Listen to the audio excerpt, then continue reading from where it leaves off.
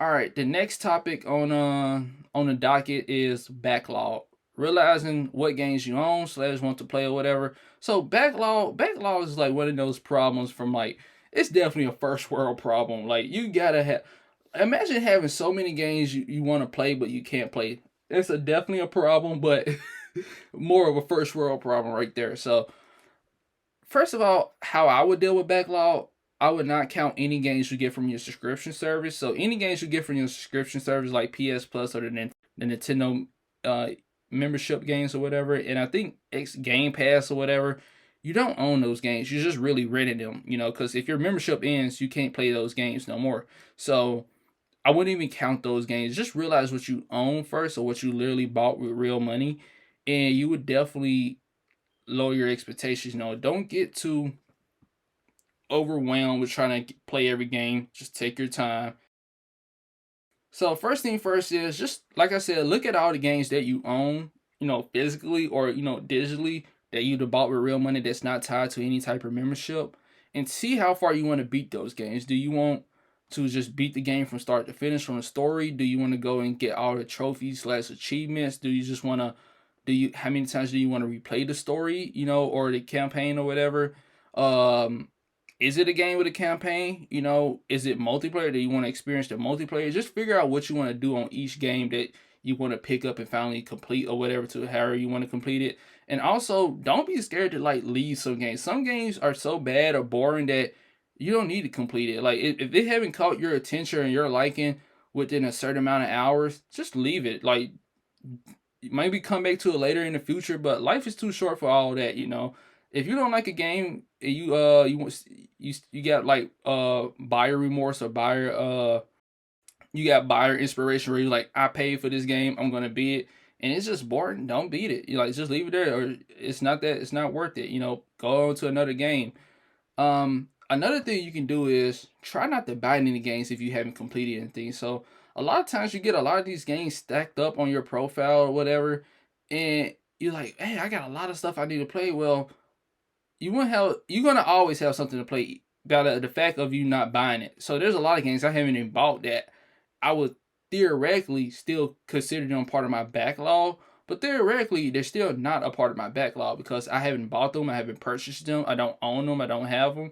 So don't even include brand new games or games you haven't even owned yet a part of your backlog. Focus on what you have at that moment.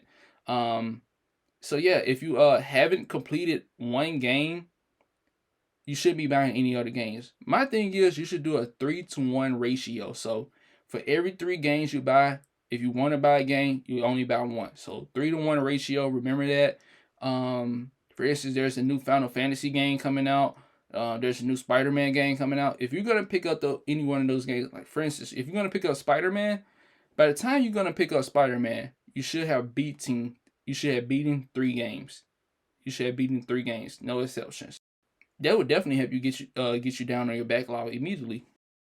But yeah, also set a time, right?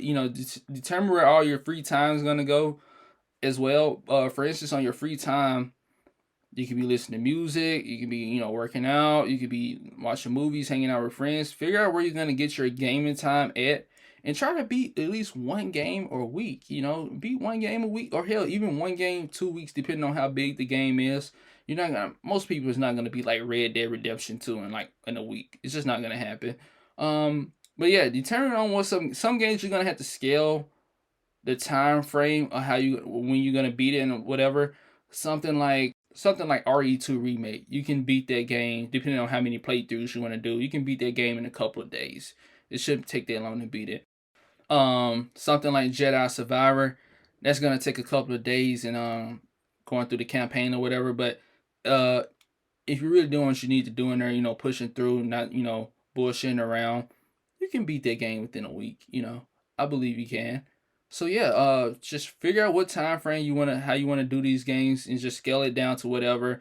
There's a lot of indie games out there that's a couple of hours long, so if you got a lot of indie games in your backlog, and a lot of them is not taking up that much time, you can literally knock out like a couple of games right there and call it a day.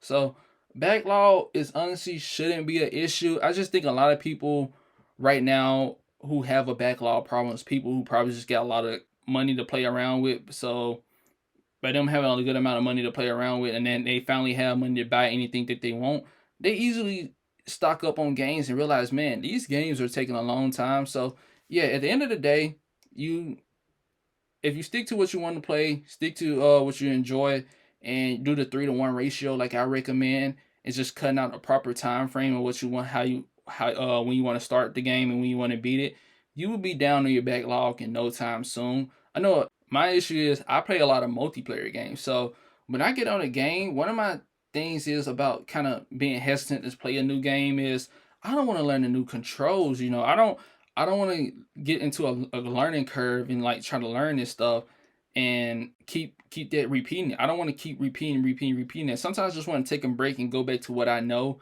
And I got like 3 multiplayer games that I do that for me, and it pleases my stimuli. Like I do want to game and I do game, but it's something that I already know to where I don't gotta feel a lot of anxiety or pressure when I'm getting into a new game. So if you probably got that same issue, you just have to cut back on the multiplayer and get these other games you want to play out the way.